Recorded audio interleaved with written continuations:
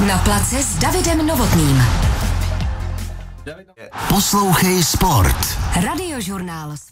Poslouchej sport. Radiožurnál Sport. Poslouchej sport. Radiožurnál Sport.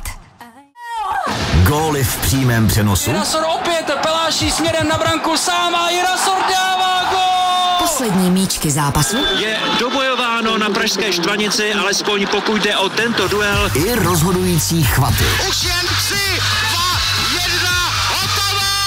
Lukáš Krpálek je znovu olympijský vítěz! Radiožurnál Sport. Díky nám jste u všech důležitých sportovních momentů v Česku i ve světě. Radiožurnál Sport. Každý všední den od 10 hodin dopoledne rozhovory známých osobností se zajímavými hosty. Radiožurnál Sport. Sportovní vysílání od rána do večera. Poslouchej sport. Radiožurnál Sport.